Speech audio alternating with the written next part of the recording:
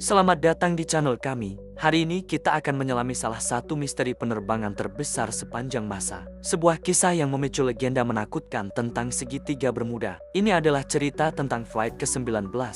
Tanggal 5 Desember tahun 1945, cuaca di Fort Lauderdale, Florida, cerah berawan. 5 pesawat pengebom torpedo Angkatan Laut Amerika Serikat, yang dikenal sebagai Flight 19, bersiap untuk lepas landas. Misi mereka hari itu adalah latihan navigasi rutin. Latihan ini seharusnya hanya memakan waktu sekitar 3 jam.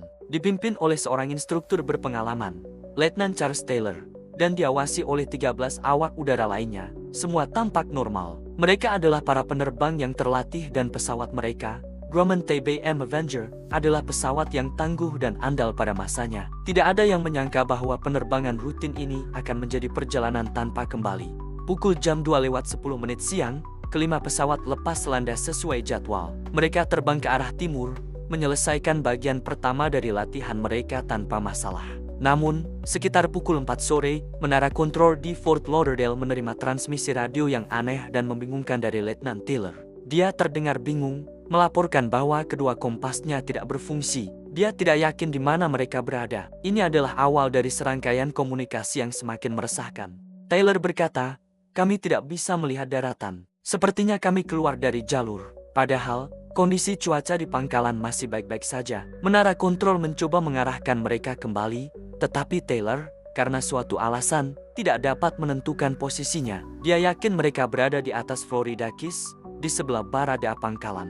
Namun, berdasarkan data radar, menara kontrol percaya mereka sebenarnya berada di sebelah timur, di atas Bahama. Kebingungan ini menjadi fatal. Para awak udara lain di Flight 19 mulai terdengar di radio. Beberapa dari mereka menyarankan untuk terbang ke barat, yang seharusnya akan membawa mereka kembali ke daratan Florida. Tetapi Letnan Taylor, sang komandan, tetap pada keputusannya. Dia memerintahkan skuadronnya untuk terbang ke arah yang dia yakini benar.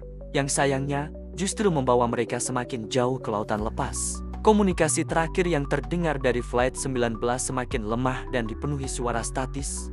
Salah satu pilot terdengar berkata, "Sepertinya kita memasuki air putih. Kita benar-benar tersesat." Setelah itu, keheningan total. 5 pesawat dan 14 awaknya lenyap begitu saja. Kabar hilangnya Flight 19 memicu salah satu operasi pencarian dan penyelamatan terbesar dalam sejarah Angkatan Laut. Ratusan kapal dan pesawat dikerahkan untuk menyisir area seluas ratusan ribu mil persegi di Samudra Atlantik. Namun, saat operasi pencarian dimulai, tragedi lain terjadi. Sebuah pesawat pencari, Martin Mariner PBM-5, dengan 13 awak di dalamnya, juga menghilang dari radar pada malam yang sama. Pesawat ini lepas landas untuk mencari flight ke-19. Sebuah kapal tanker di area tersebut melaporkan melihat ledakan besar di udara sekitar waktu dan lokasi hilangnya Martin Mariner. Diakini pesawat itu meledak di udara, sebuah kejadian yang sayangnya tidak jarang terjadi pada model pesawat tersebut yang dikenal membawa uap bahan bakar yang mudah terbakar. Jadi dalam satu malam, total 6 pesawat dan 27 orang hilang. Pencarian besar-besaran terus berlanjut selama berhari-hari, tetapi tidak ada satupun jejak dari Flight 19 yang pernah ditemukan. Tidak ada serpihan, tidak ada rakit penyelamat, tidak ada sisa-sisa apapun. Seolah-olah mereka ditelan oleh langit dan lautan. Laporan resmi Angkatan Laut pada awalnya menyalahkan kesalahan pilot. Namun, atas permintaan keluarga Letnan Taylor, laporan itu kemudian diubah menjadi penyebab atau alasan tidak diketahui. Ketidakmampuan untuk menemukan penjelasan yang logis inilah yang membuka pintu bagi spekulasi tak terbatas. Dan disinilah legenda segitiga Bermuda benar-benar lahir.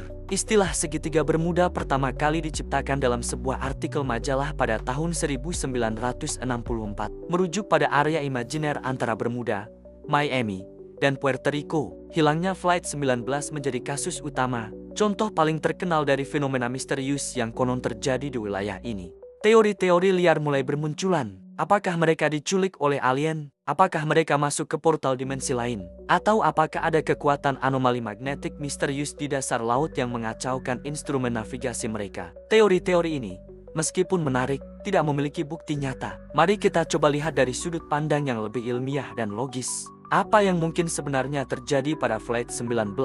Pertama, faktor kesalahan manusia. Letnan Charles Taylor, meskipun seorang instruktur berpengalaman, baru saja pindah ke Fort Lauderdale dan tidak terlalu akrab dengan geografi area tersebut. Ada catatan bahwa dia pernah tersesat saat latihan sebelumnya. Mungkin saja dia benar-benar bingung dan membuat keputusan navigasi yang salah dalam kondisi stres. Ketika kompasnya gagal, dia mungkin secara keliru mengira pulau-pulau kecil di Bahamas sebagai Florida Keys, yang membuat seluruh orientasinya terbalik. Kedua, faktor cuaca. Meskipun cuaca baik saat mereka lepas landas, kondisi di atas lautan bisa berubah dengan sangat cepat. Laporan dari kapal-kapal di area tersebut pada sore itu menyebutkan adanya badai mendadak dengan angin kencang dan gelombang tinggi. Sangat mungkin Flight 19 terbang langsung ke dalam badai yang tidak terduga. Pesawat Avenger memang tangguh, tetapi menghadapi badai dahsyat di lautan lepas akan menjadi tantangan besar, terutama dengan instrumen navigasi yang tidak berfungsi. Ketiga, faktor teknis. Pesawat TBM Avenger memiliki dua kompas,